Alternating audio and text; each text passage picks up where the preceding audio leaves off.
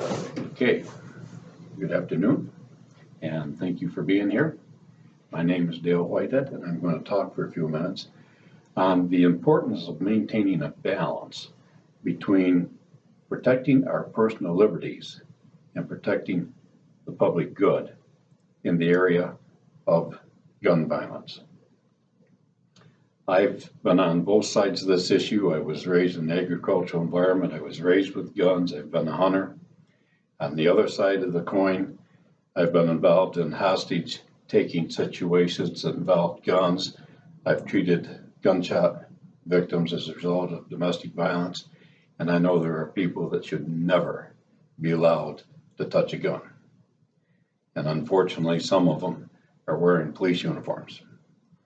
Thank God that the vast majority of our law enforcement officers are conscientious, dedicated, self-sacrificing individuals. But the issue here is, to what extent can we allow our personal liberties to be sacrificed for the public good?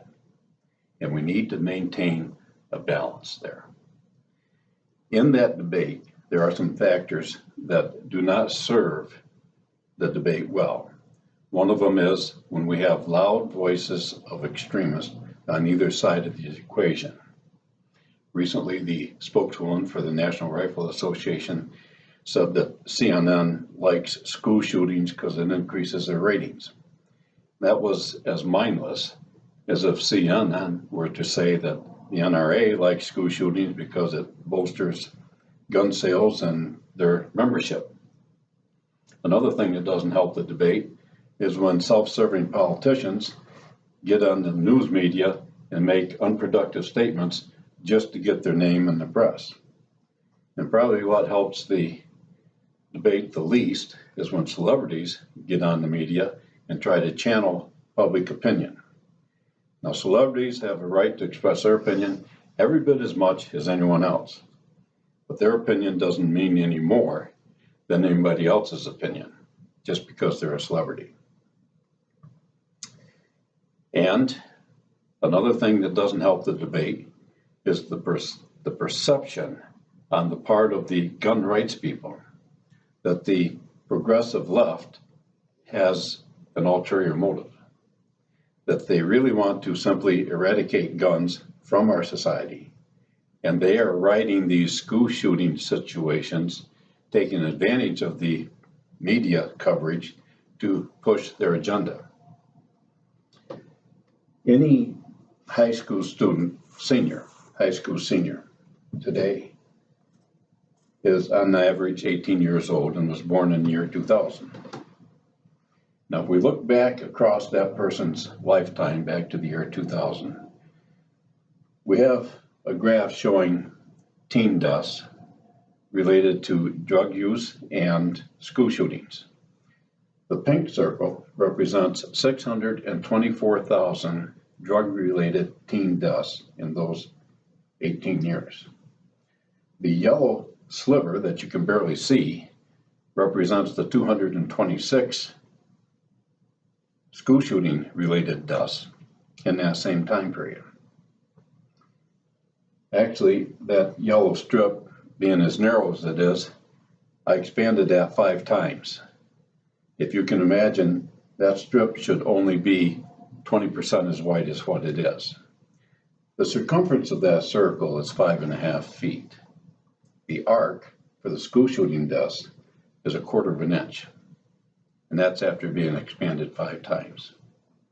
So when people on the progressive left say that they're concerned about getting rid of guns, their concern is the safety of the children.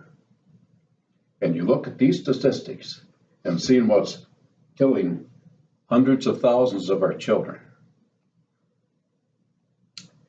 These statistics serve to erode the credibility of their argument that they're only interested in the children's safety because they're out there passing laws against guns and legalizing the drugs. That erodes the credibility of their argument. When it comes to sacrificing their personal rights, their personal liberties, for the sake of the public good, We find that we're already doing that with the FISA court. It used to be if the police thought you were a threat and they wanted to come into your home, they had to go through the court system, get a warrant to come into your home. That we are protected against unwarranted search and seizure by the Constitution. FISA supersedes that. The police can go to FISA, say we need a warrant, they get it immediately. They don't have to prove anything. They just get the warrant and they can come busting into your house and confiscate whatever they think needs to be confiscated. That is a violation of our constitutional rights. But that is a personal liberty that I'm prepared to give up for the sake of the public good, because I realize there are times when if you have a sleeper cell planted in our society by ISA, and they are ready to blow up a shopping mall, or you have an 18-year-old kid in Parkland, Florida, that's got a bunch of guns, and he's ready to shoot up his school, and the police find out about it, there's times when they have to do something right now. And they don't have time to go through the legal loopholes or legal hoops to get the warrants that they need. They need to be able to get a warrant on request and take action immediately. As I said, that's a violation of our constitutional rights. But I'm willing to accept giving up that personal liberty because of the balance it provides for the public good, so the police can act immediately when they have to. So in conclusion, I say all my life I've been willing to defend to the death our constitutional rights. However, this is a different America. This is a different time. It's a different threat.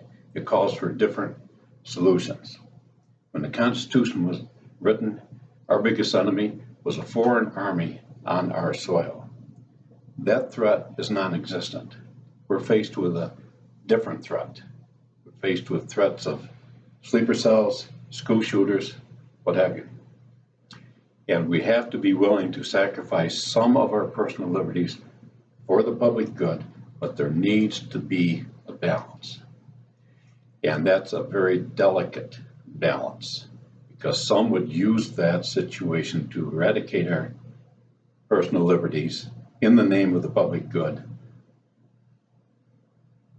to accomplish their own objectives.